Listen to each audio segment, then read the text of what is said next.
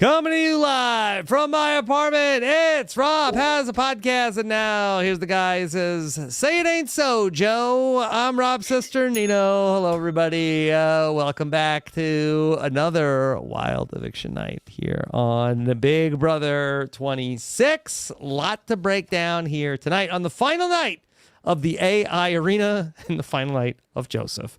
Back with us, of course, a person who chronicled the slow motion car wreck all week for Joseph. It's Taran Armstrong. Taran, how are you? Poor Quinn. Couldn't have been a more appropriate greeting for both of these podcasts this week. Yes, Taran, finally, we can schedule the deep dive. You know, I think, Rob, I think we'll have time How's for Saturday? Yeah. Yeah. Okay. All right. We will have our interview with Joseph coming up tomorrow morning. Should be fun to send our condolences to Joseph, of course, back here once again. Excited to talk with Maggie Morgan. Maggie, how are you? I'm so fantastic. Like, when I've said it before, I'll say it again. When Big Brother is good, there is nothing like it. The slop tastes better.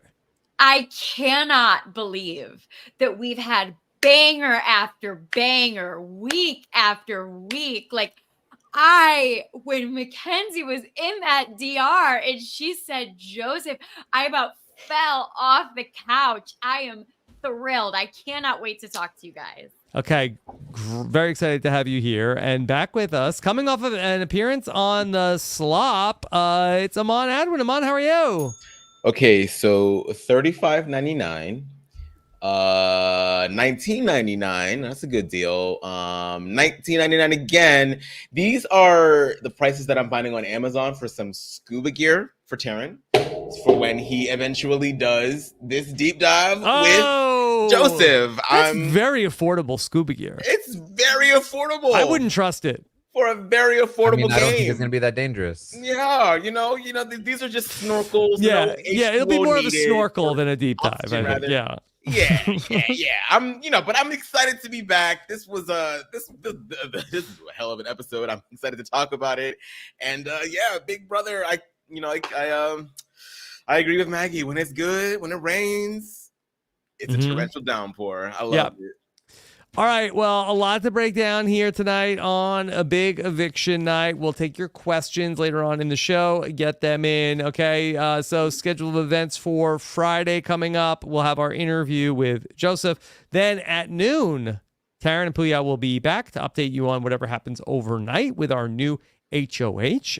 Might be a great time for many of these players to win HOH, where now the AI Arena is finally over. And then at a special time, 4 p.m. Eastern, Taran and I will be back with the BB Q&A, taking your questions here on Friday. Taran, I listened to you this morning with Mike Bloom, break it all down. And as of the update, it was still, okay, there were things brewing, but it was still, okay, but if chemo is there, chemo is going home. Rubina wins the AI Arena. Chemo remains on the block, yet Joseph goes home. What happened today? Rob, it gets even more confusing because we did talk about this. If Chelsea's willing to flip on Joseph with Rubina on the block, why not do the same with chemo? But she hadn't really brought it up at all. She maybe hinted at it here or there, but it was quickly shot down because chemo was such the obvious target. And she was using chemo as the distraction to hide the Rubina flip. And then today, before the eviction, before the feeds went down, Leah talked to Chelsea, and Chelsea was seemingly backing off of even the Rubina flip. Leah even went to Joseph after that conversation and said, whew, Chelsea was really pushing, but don't worry. I flipped her. I convinced her. She is keeping you 100%. And that is where we left off with the feeds down.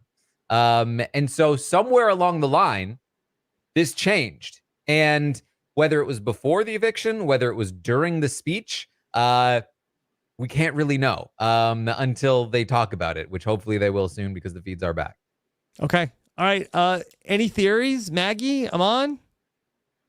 I mean, if anyone would know, it's Taran, and he seems to have no idea. I was shocked. I was completely shocked. I mean, it seemed like Mackenzie made that decision in the moment.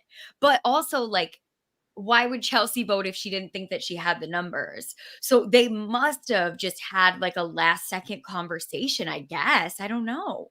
That's what it felt like to me as well. I was like, because she was really wrestling that it seemed like Mackenzie in the DR about like where she was going to go, and it feels like there was a conversation after the one that we saw where Chelsea was like, "Look, I don't know if I could do this one today." So, yeah, I'm interested to see how this actually turns out to be, but yeah, I mean, I was kind of surprised that Chelsea was willing to go through with it to begin with. So the fact that it didn't happen, I'm like, oh, okay, Yeah. all right, So- we'll see. So there was a moment during Chemo's speech that I noticed, which was that we cut to MJ kind of like patting her eyes because she was tearing up. And she very like notably glances over and then glances back. And then later in the wide shot, I saw she was sitting next to Chelsea. It was Chelsea she was looking at in that moment, which to me indicates that Chelsea was maybe trying to communicate to her in some way in that moment, whether that was just like confirmation, yes, we're doing this, or what do we do? Should we do this? Like, I don't know. And maybe it was nothing, but like, that's honestly the best theory I have at the moment. I have to say, I have always been the biggest proponent of in a double eviction, I'm saying what I'm thinking loud and in front of everybody. Like, I don't care. We have no time. Like, I'm just going to say it. So I love the idea that this AI arena has made everybody gather in a room and made Chelsea be like, pull MJ over or sit next to her on the couch and be like, vote him out. And like, just in front of everybody, whisper that to her and make it happen. Like, oh my gosh, it's so good. It's so good. I mean, just props to Chelsea though. Like, Yeah. because honestly, I mean, we talked about it before over the past couple of weeks about how we felt like, Mackenzie is the perfect person for her to pick up. And she is picked up, put in the grocery bag, checked out. Okay. Like Kenny. It's done. Yeah. So, Taran, let's just go through winners and losers from tonight. Okay. Number one winner from tonight, Chelsea. T-Core. Okay. Or, I mean, Chemo, really. Chemo, Rubina, the people that stayed. But okay, so could you talk that through? I mean, T-Core keeps Chemo. Now she has both Chemo and Rubina in the jury phase, and there's a lot of they're like Chemo and Rubina are both shields in front of her still. It's a huge win for T-Core. I do think it's a win for Chelsea as well. But the fact that it had to be a blindside does make it a little more difficult to do damage control. But she could still probably do it. And so, they're both winners, but I mean, T-Core had the most to gain, and she definitely just gained it. Can I ask a question? Okay, so that we've talked, and I've heard a lot of talk about the trios this week, the three different groups of three in the house. Why was it so good for the Chelsea trio to have the Rubina, T-Core, Chemo trio stay intact? Wouldn't it have been better to have the hapless Leah, Quinn, Joseph trio stay intact? Aren't they less of a threat? I think so for MJ and Cam. For Chelsea, it makes sense to keep T-Core, Rubina, Chemo, because Chelsea is the person outside of that trio who has the best relationship with all three of them. Okay. Whereas, MJ and Cam, MJ even really more so, has a better relationship with Quinn and Leah. And so really, like, if you're going to take a shot at one of those trios, for Chelsea, it makes a lot more sense to take a shot at the Joseph, Quinn, Leah trio than the T-Core, Rubina, Chemo trio. And that's why I don't really think this was the move for MJ. But I don't think it's like the worst move in the world either. Like, they were still both kind of trios. And at the end of the day, the Quinn and Joseph challenger situation with Leah was almost as unbreakable as the T-Core cults. So you know, and theoretically they had more comp wins under their belt. So you know. You mentioned the challengers trio. Maggie, how hilarious was it that the Big Brother editors, at least on a night where Joseph goes home, gave us the fan art of Leah as Zendaya? Oh, it was beautiful. I was on a flight last week, and the man next to me watched Challengers with no headphones. And I also watched Challengers with no headphones. So I got the gist of the movie, I think. I did look it up afterwards, and there were some plot points that I did not understand, that I didn't catch. If you need a refresher, Robin Akiva got 3 tickets to Challengers recently if you need I will be listening to that one. With special guest Brandon Donlin as the Zendaya. Yes. Perfect. Tashi, that's perfect. No, I mean, it's brilliant. Like, this season of Big Brother is really giving me everything that I want. The only thing that I thought I was really missing was a strong strategic force. But Chelsea has really come up out of the woodwork here. And my girl, she's doing really, really well. And I understand, Rob, what you say about like the hapless trio of Joseph, Quinn, and Leah, but also you do have to, when you think about jury votes, like Joseph was never going to not vote for Leah ever. And I do think that there is more wiggle room in the T-Core chemo Rubina of it all. And yes. If anything, they are people who really will consider both sides of an argument. Sure. Exactly. Yeah. Which key? I don't know. Yeah. Could go either way. Yeah. No, I just am completely, and I mean, Angela getting blindsided after giving a speech in the diary room. Yeah, her damn Aman, how great was Angela tonight? Of chemo, I'm so sorry, but I can't keep you. I don't have the votes. I mean, it is an endless dig with her. Like, you will find more and more nuggets with her. And now I'm very interested to see how she is going to navigate this. After blindsiding herself, essentially, and how does she like have this conversation with chemo, and then just like it's going to be very, very interesting for her. So that was Aman, but it's like, does she have to? We're in the jury now. There's only 2 nominees. Like, are they just going to be like, yeah, don't worry, girl, you put your ticket to the final 4? Like, she doesn't have to, but she's going to feel compelled to. You know, she is. Yeah. She's going to do it. This was incredibly tight. This 4-3 vote at the final 7. I mean, Taran, I don't have this stuff committed to memory, but I mean, have we had a close vote like this in recent Big Brother history? I mean, close votes, yeah, but in terms of me watching an eviction episode and going, wait, what? Wait, hold on. We're at a commercial break, and I'm genuinely considering. Hold on. So is Chelsea flipping too? But Rubina said she'd vote to get chemo out because she didn't think the votes were there. So she made a deal with Joseph. What if she accidentally votes the other way? Is Angela going to do the sympathy vote? She didn't. Oh my God, it comes down to Chelsea. Did Chelsea go with Mackenzie, or was that a random sympathy? I don't know. Every single vote was weird to me. Like that doesn't happen. That doesn't happen in Big Brother. Yeah.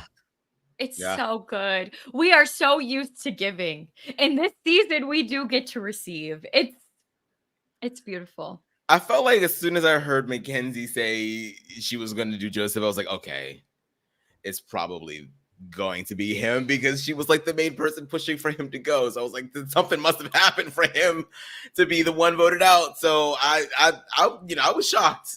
I was really shocked. I did not expect it to go that way, but yeah. I mean, I was, when MJ votes for Joseph, votes to evict Joseph, like, oh, I don't know if that was supposed to happen. And then I'm very worried about Joseph. And then, but we get to Angela though. Angela votes for chemo. Like, okay, that's good, right?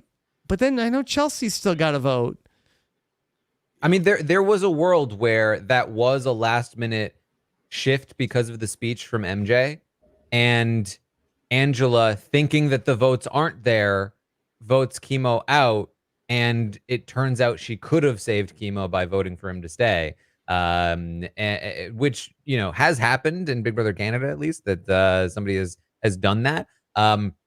But it has not happened that somebody accidentally sympathy votes somebody just to change the vote. But I don't think that's what happened here. It did seem coordinated to some degree by MJ and Chelsea. So yeah. Yeah. And then Chelsea tells Auntie Julie the fourth and final vote to evict Joseph. And just like that, it's over for both Joseph and my draft, Aman. Oh, shit. Oh, Frickin' Joseph. Oh, damn. Sorry, Rob. Mhm. Oh, well, the stash Rob, had to go. Let's go again. Do you know how many times I this pooyah'd season- it. Yeah. I at least I think 4 of the 6 evictions now. One of my draft team has come into eviction night as the primary target. And somehow they're all still there. Yeah. What are you gonna do? I was playing a person down. I drafted the 17th house guest. Rob, that was, look, I regret, like Joseph, I regret nothing. It was a tough sale for you, Rob. It was from the get-go. Can we also talk about somebody else who's down on their luck? And Yes. it is just, that still of Quinn. After Oh my God. Yeah. I'm like, Sam, do we have that shot? I know. I think people were posting it on Twitter. What a left and shot! right. What posted a it final on- shot of the episode. I posted it on my Instagram story. That's how much I was like, this is unreal. Like his face is the look of somebody who has just completely demolished their friend's dream for no reason. Yeah. Mm-hmm. I think it was a very vicarious situation for him. I think he put himself in Joseph's shoes immediately, and it was like that thing was like something happens to you, you feel the initial shock and the impact of it, and then the minute that someone tries to console you, that's when you break down, and that's what we got to see at the end of it all. It was just, whoa, buddy! The instant regret was buyer's remorse is the poster child right here. Yeah. That was when it was revealed. And listen, I saw this face and I could not help but just scream like, sick nasty. Yeah, Quinn. Yeah. This is like, it's literally Big Brother 101. If this is your reaction to somebody you nominated going home, don't nominate them. It is the very first lesson that strategic Big Brother taught anyone. Pawns go home. Preach, Taran. Yeah. This was not good. Not good very, for poor Quinn. He is not thinking about how good Joseph would look in yellow. Yeah, no. There is sick nasty, and then there is sick nasty. Okay, and he is definitely on this side of the spectrum. And all the house guests, they were sobbing before the vote even happened. But then when Ainsley came in and was like, "You're in the jury," it was like Quinn sobbing, Leah sobbing, Rubina coughing up a lung and vomiting. The complete opposite of BB19, right? Like all you could talk about with BB19 was jury, and this cast is like, oh no.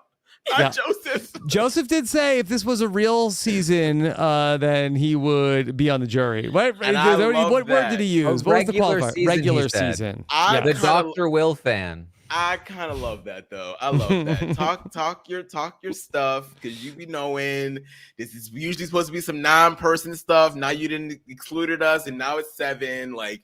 No, see, I think what he was saying was a regular season, like back when Dr. Will was on season 2 and everyone was on the jury. Mm-hmm. Yeah. Well, I feel for Joseph. Like it was a bit of a tough shake. Like especially being nominated by one of your allies. It's like that's gotta really, really sting. But at the same time, narratively speaking, the hubris is smacking him in the face. Like, that's kind of what happens. And that's like one of the number one rules for Big Brother is like never get that comfortable and never assume that you know more than you actually do. Aman, what are they gonna do? The star of the show is gone. Oh my God, production's gonna be in a really bad mood tomorrow, Taran. Yeah. The star of the show is gone. It did seem like they wanted Chemo out. They were really hyping up the Ainsley curse. Yes. Yeah, they were. Well, Like I think for that they that felt to be like Julie's first thing that she says after Joseph gets out. She's like, "Well, the Ainsley curse is broken, everyone." Yeah. Yes. I don't think they even set up. I think that they had the whole thing queued up for when Chemo got out of the house. Like, Chemo, did you realize everybody? Like, because they didn't even explain what the Ainsley curse was. Right. Like, we know what it is, but they didn't explain to the audience at all No, what they the wouldn't Ainsley have. curse even And is. they wouldn't have. Which, if you are unfamiliar with the Ainsley curse, everybody that voted against Ainsley getting into the house had been evicted on going into the eviction night, and Chemo would have been the 7th in a row to have that happen. I really think that production was loving the Leah Quinn, as was I, the Leah Quinn Joseph storyline. They were must have been. They did the challengers graphic. They felt like they had this great storyline here. And Chemo, who really has not gotten a lot of airtime in the episodes, I think that they were ready to cut bait on Chemo also. No, they were supremely ready. In fact, I am quite sure if Chemo had been evicted, they probably would have had Ainsley backstage ready to come on stage. And now she's back to like, damn it, I get cut again, ready to interview Chemo. Be like, you should have voted me in. What's going on? What's going on, honey? Like, so. What's your problem? Yeah. Okay. The good news for Quinn, Taran, he cannot win HOH this week.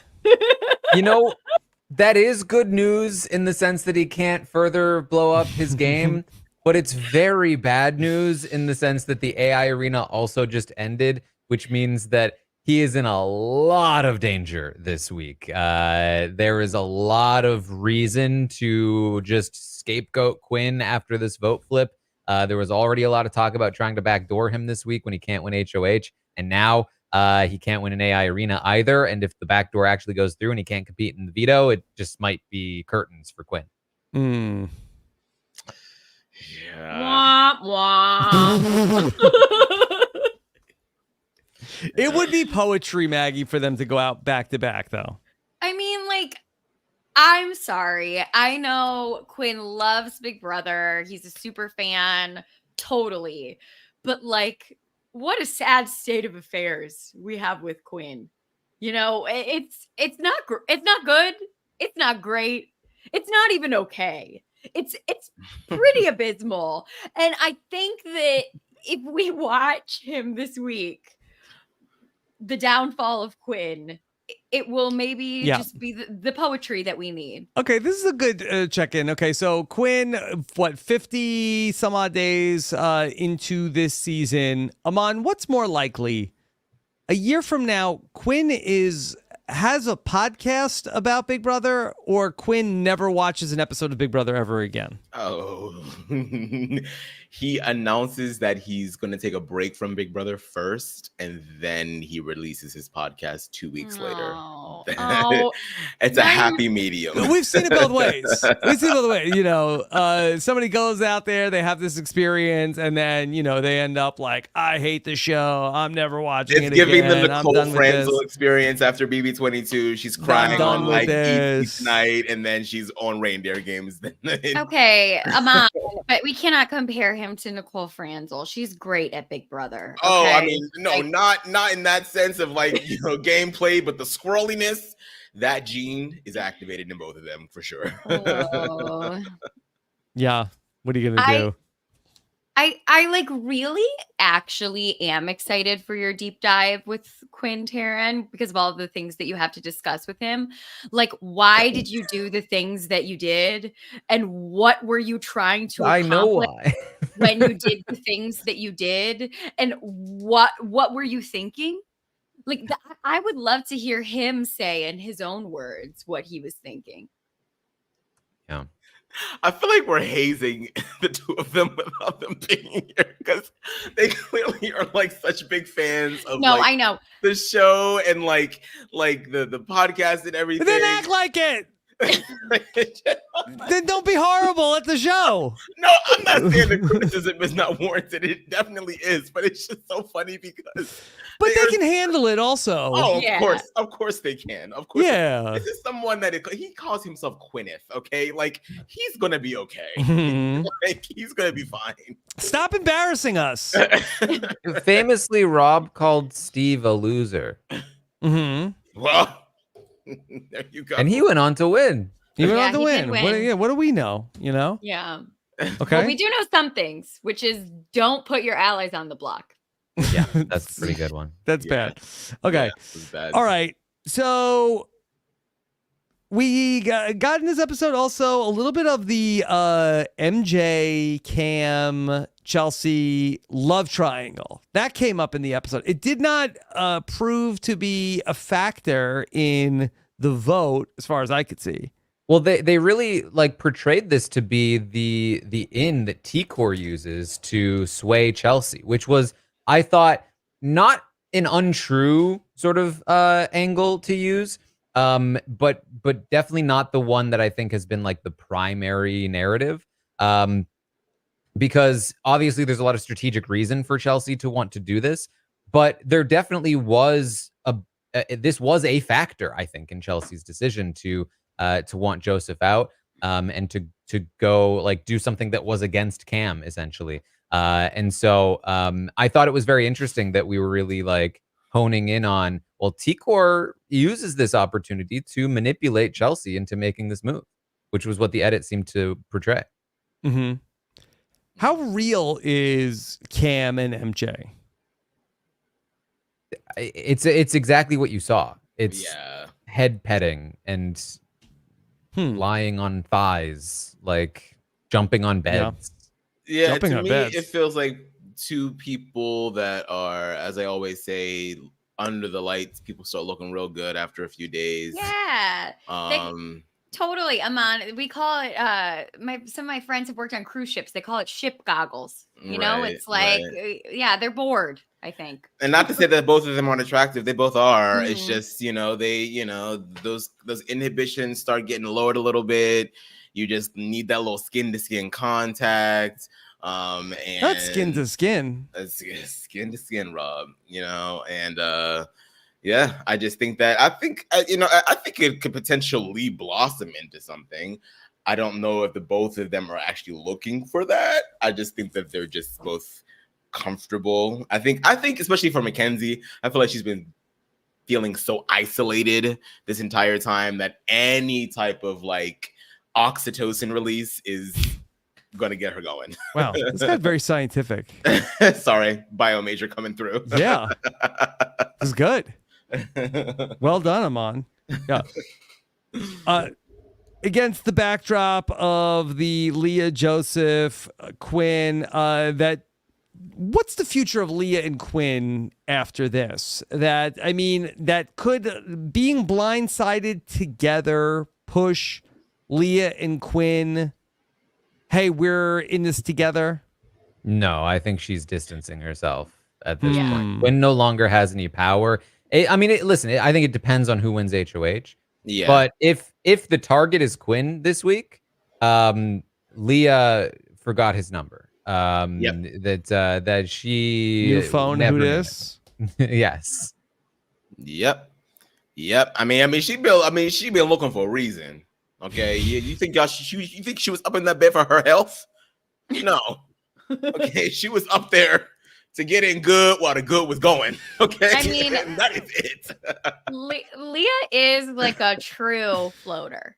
Like, to me, she's giving the OG type of floater. Just, who's in power? Oh, great. I also hate them. Mhm. I also hate those people that you hate. Yep. Mhm. Yeah. Yep. Who ends up being the most interesting HOH by the end of the night? That's what I was trying to think before. Can I we throw out a started name? recording. Mhm. What does a Cam HOH look like? That was my instinct is Cam, because I feel like I mean, the problem is he could end up being a really boring HOH because he just wants to do what the house wants to get back in with them. But I think that he is like the most free agent right now in terms of like where does he fall? Because really, if you're thinking about it in your cam, you kind of have two options. You can kind of hold up with Quinn and be like, hey, let's run this thing because they just flipped on us. Or you can go with the rest of the house and take Quinn out, hope that you get some kind of goodwill, but even if you don't, you just kind of try to comp out from there. So, you have a couple of options in front of you, and I'd be curious to see what Cam does. Like, what is his actual strategic game plan? Yeah. The chat was also shouting out Angela. Could be an interesting. She's what she going does. straight after Quinn. Yeah. I want Leah. I think that would be a fun HOH. Leah would also be fun. What if Leah backdoored Quinn on her HOH? You want to talk That'd be kind about of silly, but yeah. but very like sick, nasty. Yeah. Very sick. I feel like Quinn would enjoy the backdoor from Leah. Taran, there was a lot of talk about the women's alliance coming together potentially. That what happened tonight? Do we think that was at least a step in that direction? It might have actually been a step backwards from that direction because, they didn't exactly vote together and they didn't vote to keep a woman. Like if they had flipped to keep Rubina, I think that would have been like, yeah, we did this for the Women's Alliance. But I don't think it's going to go away anytime soon because I have to imagine that Leah is the new #1 Women's Alliance proponent. Like, hey guys, remember what we talked? Listen, that was a vote between two men. Who even really cares how that one went down? I am all about the women because she has to at this point. She has to integrate. So we'll see. I think it will probably depend on who wins HOH. Yeah. Now for Rubina, who things were looking bleak at the beginning of the week. She ends up having a successful campaign, winning the AI arena, and this was a good competition to be small. We've talked about the other competitions where it's better to be taller. This happened to be one where it was probably an advantage to be shorter. Where does she go from here? Because I feel like that she's somebody who does have some untapped potential in the house. She sort of like had the Tucker ship goggles on for a while, Maggie, and then was down and out on the block. But I feel like that she has a chance to play her game now. I completely agree. I hope that she is able to do that. I think that the best thing for Rubina will be to really try and get in with Chelsea to try to take that T-Core spot away from, because like it wouldn't be good for Rubina to lose one of Chemo or T-Core at this point. I think that the best thing that she could do is to maybe get like a cam out and to try to buddy up to in that, like, to that Chelsea MJ spot, and really, if there is going to be a women's alliance, kind of put herself firmly in the center of it. So Rubina has been developing a relationship with Cam over the week that I think is kind of interesting now that she's still here. That, like, and Cam's not somebody that you want necessarily as a long-term ally, but given that Cam's allies just bailed on him, he's kind of ripe to be picked up. And I think there's a chance Rubina could be the person that does that, and that could give her a little bit of an edge here in the back half of the game. I think ultimately her goal should be Chemo as her final two. And so I can kind of see a way for her to weave and create a path there. If she's able to pick up a player like Cam, maybe even grab Quinn if he's still around, because she does still have that relationship with him and she's not somebody that just betrayed him. So I think that she can utilize some of these guys to her advantage while maintaining a position in the women's thing and then going to the end with Chemo. I think that's probably a very solid path for her. See, yeah, not to be too women forward, but I kind of feel like she should try to just bunker down with women. I know that it's like an age-old thing. We've seen it, attempted and failed many, many times. But I think that this season in particular, like, I feel like this is a very strong women cast. And I think that trying to like hammer home, like, start you buddy up with some of the men, but buddy up the men against the other men. Because I feel like there is a world in which she can get to the end with that alliance and then like wiggle yourself in the position where you can get rid of Chelsea later on down the line. And because I feel like right now, like, I don't see her winning against anybody else except, like Taran mentioned, potentially a Chemo. And I don't necessarily think that Chemo is getting to the end. So I just feel like you should I think going like the girl power route might not actually be the worst thing in the world. I mean, it's already kind of happening. So let's just ride that till the wheels fall off. Yeah, I certainly think she should utilize that. I don't know it should be her primary path to say all of the women to the end. I just think there are like Chelsea and T-Core are the people that benefit from that, not Rubina. And I think it's way too dangerous to let both of them get close to the end, because then you're stuck with one of them in the final two probably. And I don't think that she needs to again like jump in with Cam or Quinn, but I think that she's in a position to be able to pick them up and use them to advance her own agenda. And so that's where I feel like certainly she should still stick with the women in general, I think. It is crazy how few people are left. Like I even like watching the episode. Yeah, watching the episode today, I was like, it really is early September, and there's like we're going thin into the back half of the season.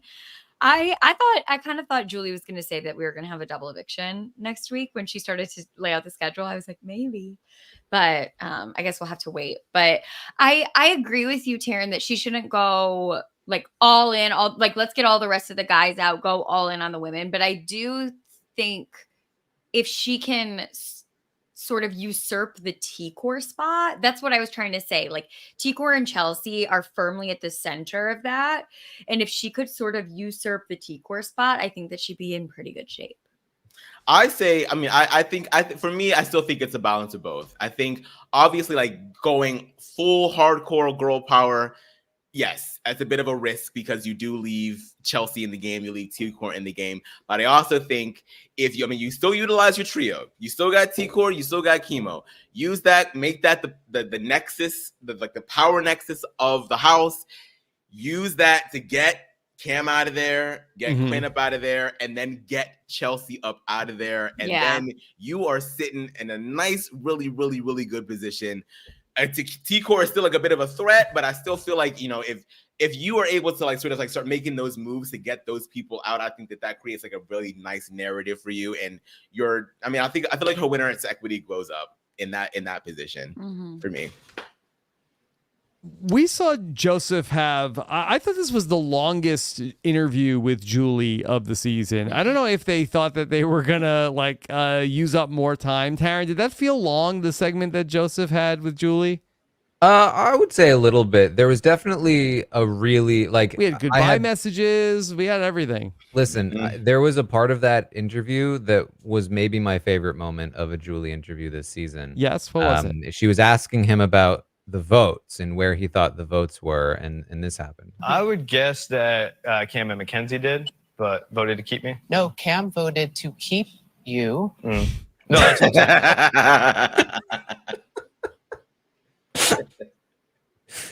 I think Cam probably voted to keep me. No, Cam voted to keep you. Listen, Taran, it's only Big Brother 26, okay? I love Robert. It kind of reminded me of those. I don't know if anybody remembers these old commercials. I think they were like AT&T, or maybe when AT&T was still singular commercials, where it was like a son or a mother and a daughter arguing, but instead of like being on opposing sides of the argument was really, really positive. And so the daughter is like, I can't believe that you would buy me this cell phone service that gives me unlimited minutes and I'm having such a great time with it. And she's like, you are the most grateful daughter ever. Like what reminded me of, it's just like, that's what she's saying, Julie. Like, he understands the question. Like, you're not getting it right now. I was just like, I thought it was so fucking funny. Maggie, will Joseph get the call for God 101? Will he get the invite? I don't think so. He wasn't really playing with Julie in the We exit talked, interview. yeah. Well, he also said like, "What up, Chenbot?" And he said, "Who's this in the diary room?" He was like leaning back, and I think that it's really hard. Like, I cannot imagine how devastating sinner. it must be for these people when they get, especially blindsided. You know, like Cedric was teary, like Joseph got super blindsided tonight and was trying to hold it together. But I think that it's just, I think it's hard when you're trying so hard to not show your emotions, because then you come off as like weird. It's hard to engage with you, and then you got Julie being Julie, so then it's just like a big old mishmash, you know. Well, every week, and we talked about this on the slop, she makes an Instagram video talking about, all right, the latest house guests, write 3 nice things about them, and she talks about what she loved about that house guest. I wonder if Joseph is getting one of those this week. He better. I mean, she did, like, Joseph is not making Julie go. No. Oh, God. Not one of her favorites. Now, I did think that if Rubina got out of the house, this would be certainly a good thing for her relationship with Tucker. Instead, Joseph leaves the house. Is Joseph going to be headed to New York to go be hanging out with Tucker for the next couple of months? Yes. Yeah, I mean, I would not be surprised. At the very least, he's on, you know, Instagram lives with it. Like, it's every day. Yeah. Yeah. He's going to be like Tucker's hype man. Do you think Tucker and Joseph will come to the live show in New York? I mean, I don't know. Well, Joseph lives in Florida. That will they come to the Survivor live show? Yeah, it's in New York. Tucker's in New York, right? I'm sure Tucker would want to play Survivor. I don't know. Well, as if somebody sends them the link to buy tickets, robinswebsite.com/NYC47. I would like. It is a bit of an issue. He's not exactly going to be in New York, I think, because the finale is going to be that Sunday. So not a lot of time to get back home. They're probably still going to be in LA. They might still be at Todrick's house. R.I.P. R.I.P. Yeah, Todrick's not even at Todrick's house. Yeah. Yeah. But we'll see. We'll see. Who knows? Okay. But yeah, the goodbye messages for Joseph. Angela had a little bit of a scathing message for Joseph. She said that even though you got me on the block, I still stayed. Oh, this is my new favorite. I'm going to play this all the time for when people leave the podcast or when I'm just saying goodbye to people. I really can't say I'm sorry to see you go. And I am singing your swan song. Bye. Okay. He thought it was really funny. I just think it was really funny that I didn't have anything to do with it. Well, she thought you did. Yeah. But I didn't. She didn't vote to evict you. Yeah. She didn't. Okay. God bless Julie Chen. So because we had this AI arena competition as well, where Joseph came in 3rd place of 3. And this was the competition that Michael famously lost in Big Brother 24 to lose the game. Another comp. Now, what's interesting, Rob, is that earlier in the season, back when Tucker was still around, and Joseph was talking about how he can beat Tucker. Tucker's not that much of a threat. Don't worry about Tucker. He specifically called out, he said, you know that competition that Michael lost? I could definitely beat Tucker at that competition. Wow. Are you serious, Taran? And that is the competition he lost. Taran. He jinxed it. Are you serious? And he already threw the veto this week too. Like, it's just. Oh, no. That's really bad. Yeah. Astronomically bad. What caused Rubina to be having a choking fit? Was there some kind of smoke? They do sometimes have smoke.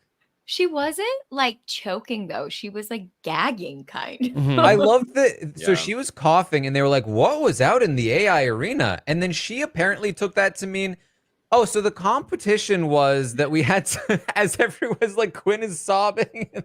I Mhm. know. It was. She they were in explained, she said it was shambles. like Survivor. She's like, you know that competition that they have on Survivor with the ropes? So much Survivor product placement all through. They were really pushing Survivor all through the episodes. So many Survivor commercials, Survivor lower thirds. Yeah, Yeah. and listen, Asia prophesized tonight. Who knows what's about to happen? Who knows? Mhm. Yeah, Yeah. I will say Quinn's sobbing at the end of the episode.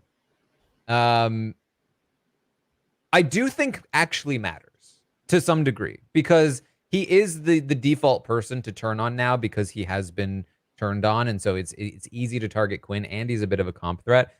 But Quinn's just raw emotion and Yep. constant just Charlie Brown like demeanor. Sad sack. Like- Yeah. Mm-hmm. It's pitiable.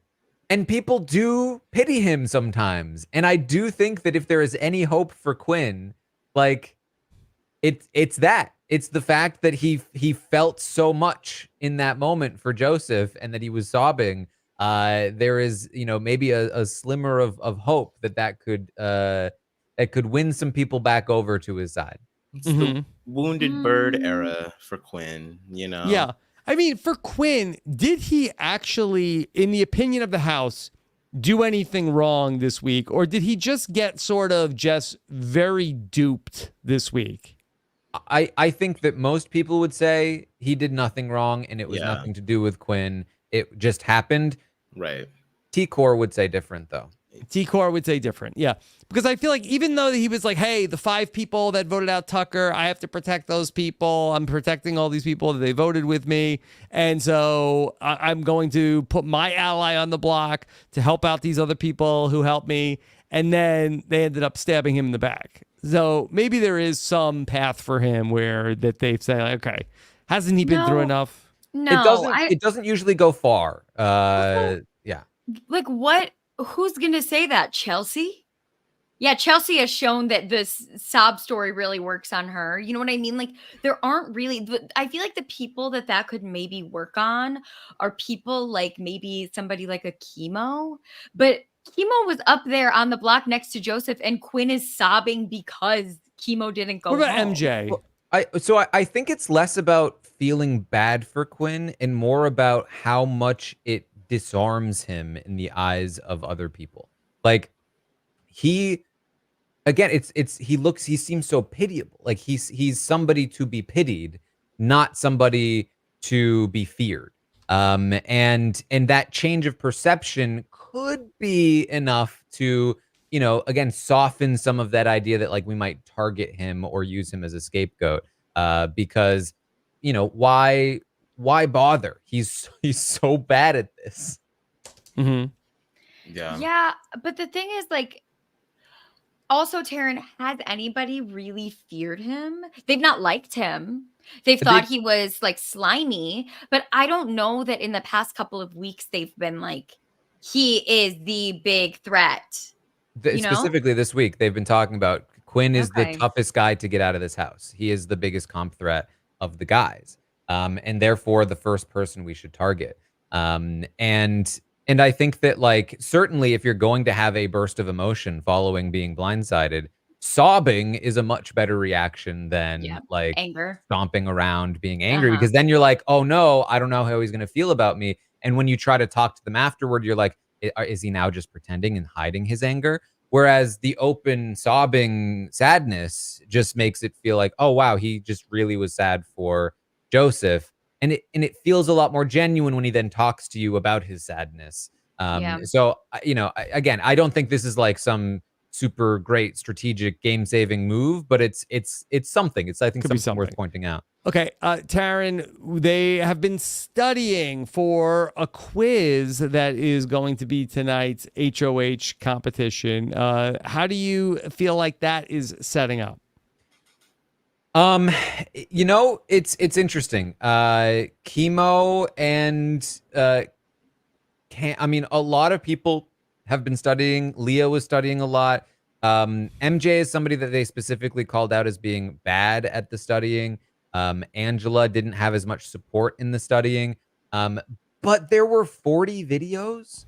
So if this is the actual competition, I don't even know how much the studying will matter or if it will be a more random kind of situation. It might depend on if it's a scoring system versus an elimination system. So it really, this is the beauty of these kinds of competitions. It could go in any direction. Did you get a sense of who had the best recollection of the 40 videos? I couldn't tell you. I did not study the videos myself. So yeah. I when I woke up this morning, and this again, my number one time of feeds is like 6 a.m. Eastern time. I was like, all right, what are they talking about? And they're talking about like pooch and like too many fingers. It's like, what the hell are they talking? I'm like, oh, they must be studying for some comp. This is gibberish. Yeah. Reminds me of the BB24 veto competition where they were talking about like the mushroom trip. After that competition, they were like, yeah, and then when the sunflower was digging through the earth, like yeah. Okay. All right. Let's take some questions from the audience. If you've got questions in the chat, go ahead and fire them off. Okay. It's gotta go Pack says, was Angela upset about voting out Chemo or not voting out Joseph? Has she ever even talked to Chemo? Angela was very upset about having to vote out Chemo. She actually made like a late push to flip the vote to keep Chemo. That was shot down by Chelsea. But she of the three people on the block, she wanted Chemo to stay the most. But she also promised Leah her vote and support, and didn't think the votes would be there to keep Chemo in the first place. So she was actually crying last night about how Chemo was leaving, and then clearly throughout the day today was very upset about. It might have been today that she was crying about Chemo leaving. And I think she genuinely meant it when she said like she would have voted to keep Chemo if she thought that the votes would have been there. But she didn't think the votes were there because she was shot down when she tried to push that. So yeah, that she and to answer the question, she does talk to Chemo. Not a ton, but like ever since she nominated him in week 1, she has felt a deep fondness for him. She really regretted nominating him. And she really like loves him from afar, which is the best way to be loved by Angela. Right. Jonathan has a question. For Taran, do we think they'll have a jury battle back? Seems like the only way that they can do a double eviction based on the calendar. We can only hope and pray not. Are we sure about that? I mean, even with the finale on a Sunday, I feel like that usually then we eliminate like another person like on a Sunday. So we're at 9. If we go down to 8 on the 12th, then 7, 6, 5, 4. No, I think you could totally. I mean, with a double eviction, it gets a little sticky, but it's not impossible. Yeah. What do you think, Aman? I mean, no, with this current calendar, I don't think that we need the jury battle back. I don't think so. Yeah. Okay. Yeah. But will we have a double eviction or no? I think we we certainly can have don't one. need the jury battle back. Do we need a double eviction? I think you need one. Yeah. But here's I don't think you need 2 because a lot of these AI arenas have felt like double eviction. Yeah. You don't need 2. Yeah. I mean, So when do we think that the double eviction would be? 2 weeks from tonight? Mm-hmm. I would assume, let's see, the latest they've done one is like typically down to 6. They did that with the cookout. Mm-hmm. They did back-to-back double evictions, I think, right? They did do that. so what is it on the 12th? We go down. They'll never expect 2 double evictions back-to-back. Yeah, I would say 2 weeks from now, probably. Yeah. Yeah. Okay. Marissa wants to know, what's the likelihood of Leah going up this week? Low, right? I don't think she's in any particular danger from most people that would win, that could win. I think her biggest threat right now would be the T-Core Chemo Rubina trio. She voted against them just now. If they want to target Quinn, if they want to backdoor Quinn, Leah is not a bad person to nominate as an initial pawn. Or if Quinn wins a veto. Yes, but I think that they will try to backdoor him. So, at least I would assume. And so, even something like Leah and Angela with an intent to backdoor Quinn makes a lot of sense. Okay. Stephen J wants to know, is Quinn the all-time worst HOH? He can't be, right, Maggie? No, come on. We're dunking on Quinn, but come on. Not the worst all-time ever. worst. No, not at all. Okay. Sat through Frenchie. We sat through Devin Has a Daughter. Come on. Come on. I mean, I think he's knocking on the door. Technically, that first time was Angela was the HOH. I think you have to combine. If you combine the two HOHs, he is perhaps an all-time bad HOH player. Because it wasn't just the one. This happened to him twice, and you'd think he would have learned from the first time. Yeah. Okay. Anything else from tonight? I think the AI arena was such a success. Wow. Can you believe it? Taran is talking about how good a twist was in 2024. And who had that on their bingo card? Not me. Yeah. And we talked about this a little bit this morning with Mike, but I think that it is not without flaws, and it could really go in a different direction if the competitions are not as good. But it really worked out in so many different ways, and it clearly delivered this season over and over and over. And one of the, I think, underrated aspects of it, I talked early when it was announced, I talked about how this could lead towards split votes, blindsides, stuff like that. And it does, because you're not allowed to campaign as much until the last minute, or you have to keep it under wraps. That was the reasoning. What I didn't anticipate was something I think even more sort of deep, which is that when those three nominees are sitting on the block and one of them can still win the AI arena, you have to treat every single one of them like they're still humans, like they're still players in the game. Whereas normally, if it was Chemo versus Joseph, and you're just like, sorry, Chemo, we've all decided you're going. I don't want to be caught talking to you too much. Like, I'm already planning next week with Joseph in the game. It's so much harder for Chemo to make any headway because, you've written him off already. But when Chemo has a chance to win that AI arena, you still have to talk to him like he's a real player in this game. You still have to account for him in your future plans for the following week. And when he gives an impassioned speech on eviction night, you still feel for him because he's still a real player to you. You haven't deadened yourself to the emotions of getting rid of him because it hasn't been real until that moment. That's a really great point. Yeah.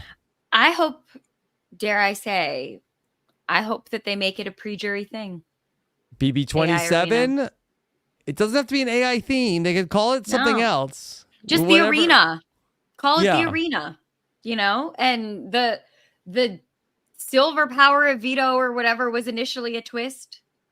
Like I don't know. I think that having an arena in the pre-jury is really fun. And I think that exactly what you said, Taran, is completely correct. And it gives people more like we talk a lot about how people who are nominated in the first week never win. Like Taylor Hale was the first person to ever break that. And she didn't face an eviction vote.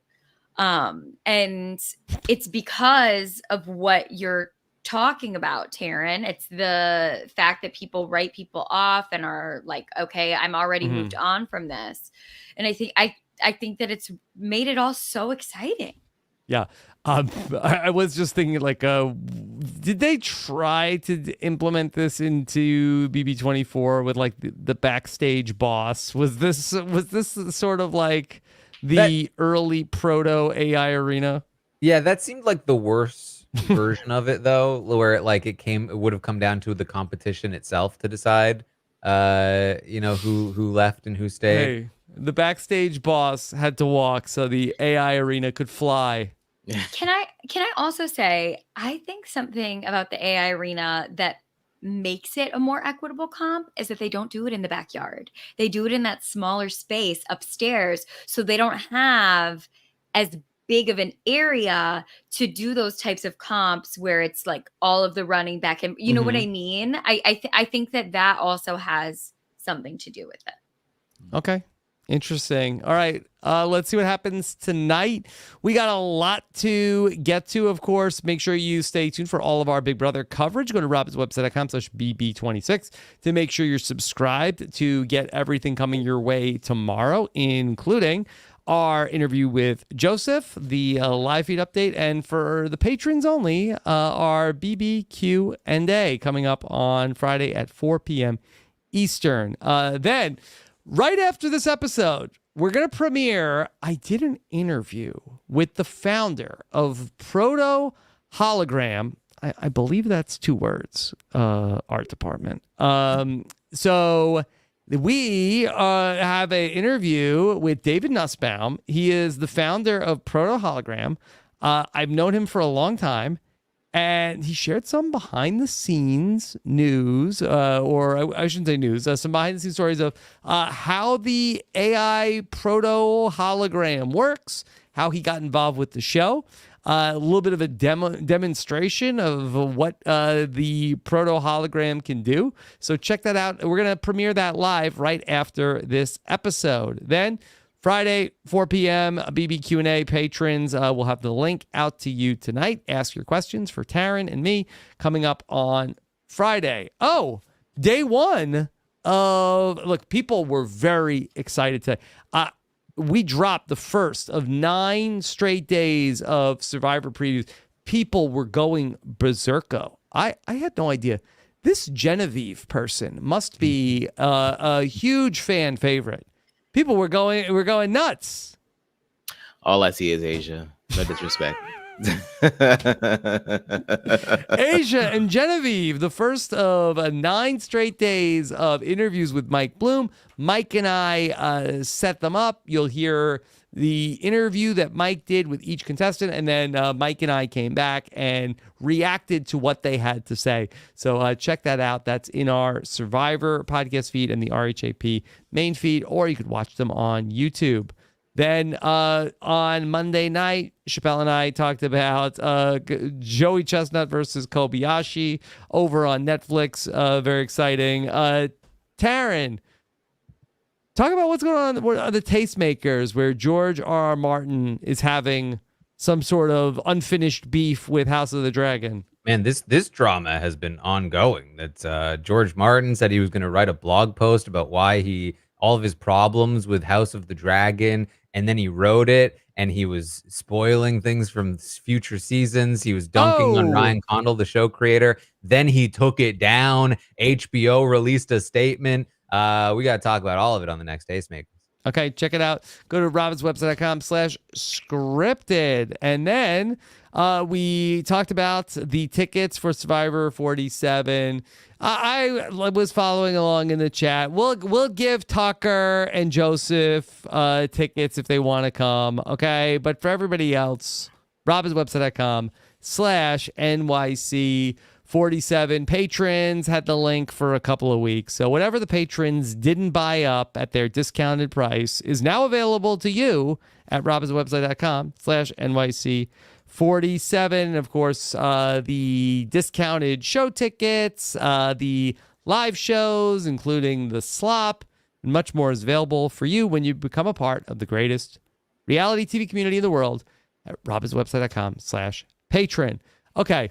Aman, what's coming up for you besides your recent appearance on the slop? Yeah. Yes, you can check me out on the slop. Here, the real Aman Adwin, here on RHAP, talking all things BB26 all summer now, I guess into fall long. And then my podcast with Matt Lagori, The Diary Room, where we have been trying to whittle down to determine the best Big Brother player of all time, whatever that ends up meaning. 6 players go in. Not Joseph, right? Depending on who he gets matched up with, because we will add the cast of BB26 as soon as the season is over. So we'll see, but probably not. But yeah, you can find that over at the Diary Room podcast. Okay. And that's it All for right. me. Great job tonight, Aman. Maggie, always a delight to have you back. So fun. I love this season. I love Big Brother. It's been so great. I'm around these parts. I pop in here and there. You can find me on Threads. Instagram is mostly where I'm at. And TikTok all at MLMorgan_. How is Threads these days? Is there a lot of BB26 chatter on Threads? No. No. I just don't have a public Twitter. Yeah, that's For fine. people to find me I'm at. curious. Maybe You're I winning, should hop back Maggie. in on I Threads. would love it if there was an alternative because Twitter does not work for me. It's never been good for me. I just always say like people shouldn't have access to me like that, you know, but you can find me on Instagram, hit me up there, but like there's many more steps that you got to go through to get there versus like the energy that'll come at you on X, as we call it. So Okay. yeah. I don't even think I have the Threads app anymore. I don't know. You're fine. You're fine. I'm fine. Yeah. Yeah. Okay. All right. And then Taran, what's next for you? Listen, come find me on Twitch. If you were not there watching tonight with me on Twitch, I think you were missing out because there were a lot of us there. We were all reacting. We were all blindsided by this vote. It was a good time. That's where you want to be when you're watching episodes. Come find me over there on Twitch. All right.